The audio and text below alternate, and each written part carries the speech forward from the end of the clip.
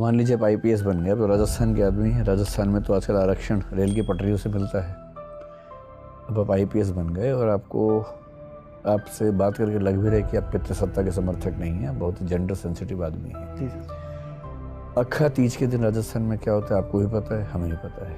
जी sir. अक्खा Teej के दिन खूब बाल विवाह होते हैं और किसी पुलिस वाले की हिम्मत नहीं होती कि वहाँ पर जाके रोक सके उनको। जी सर। तो मान लीजिए आप ज़िले के एसपी हैं और आपको पता लगा कि आपके ज़िले में कम से कम 300 बाल विवाह होने वाले अक्खा तीज के दिन, एक ही दिन होने वाले हैं, एक ही स्थान पे होने वाले, पूरे ज़िले को पता है, हर बार पता होता है, आपको भी पता है। पिछला एसपी पितृसत्ता का समर्थक था, वो चुप रहता था। आप इस पर कैसे मैनेज करेंगे कि ये ना हो?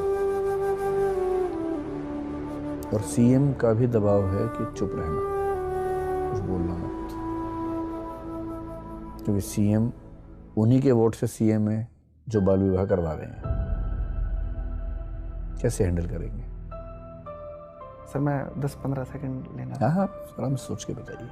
सर पहली बात तो ये है कि सर दबाव चाहे किसी का भी हो, सबसे बड़ी बात है कि एक सिविल सर्विस होने के नाते, सिविल सर्वेंट होने के नाते सर संविधान है, मैं उसे फॉलो करूँगा। और संविधान के तहत संसद ने बाल विवाह के विरुद्ध कानून बना रखा है, तो अगर कानून बनाया तो उसे इम्प्लीमेंट करने की मेरी जिम्मेदारी है सर। और दूसरी बात यह है कि अगर लोगों में इस बात को लेकर है कि वो बाल विवाह कर रहे हैं, तो कुछ ऐसे भी अल्पसंख्यक होंगे जो इसे अनुचित बता रहे होंगे, तो सर मैं उनकी हेल्प लूँगा। और तीसरी चीज़ है कि धार्मिक लीडर हैं जो भी वहाँ पर जो बुद्धिजीवी होंगे, सर मैं उनकी मदद से ये प्रचार करवाऊँगा कि ये सब गलत है।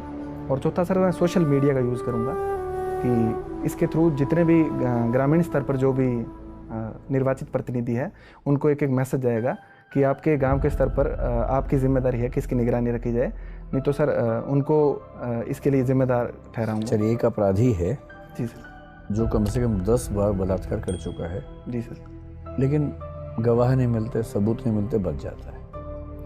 पूरे इलाके को पता है कि वो बलात्कार करता है और जनरली छोटी बच्चियों का रेप करता है। जी सर।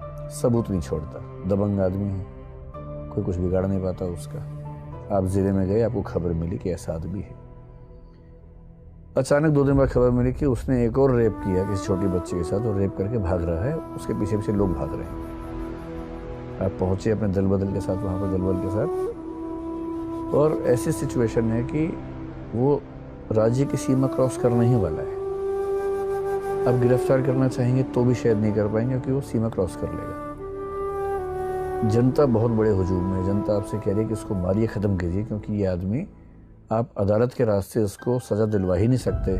ये इतना ताकतवर व्यक्ति है कि बच जाता है, सबूत नहीं मिलते। और सिचुएशन ऐसी है कि आपके खिलाफ कोई एक्शन होने की संभावना नहीं है, और जनता की भारी डिमांड पर आपके पास स्कोप है कि आप उसको मार दें। ये 100% तय है कि अगर आपने उसे गिरफ्तार किया किसी भी तरह से, तो भी वो जेल में नहीं जाएगा, बच जाएगा, जमानत मिल जाएगी और उसे कुकर्म चलते ही रहेंगे। बहुत सारी महिलाएं वहाँ पर हैं, वो आपसे एकदम रो के कह रही हैं कि सर इसको मत छोड़िए, हम सबकी इज्जत का सवाल है, हमारी बच्चियों का सवाल है। क्या करेंगे आप? सर इस सिचुएशन में सर एक भावनात्मक दबाव तो रहेगा, लेकिन सर मैं उसे गोली तो नहीं मारूंगा क्योंकि सर बिना कोई उसकी कोर्ट में ट्रायल हुए सर दंड देना सर वो ना तो संविधान के अनुरूप है सर, ना ही ये मैं अपने मूल्यों के इसे अनुकूल मानता हूँ। संविधान और जनता में कौन प्राथमिक है? सर संविधान प्राथमिक है।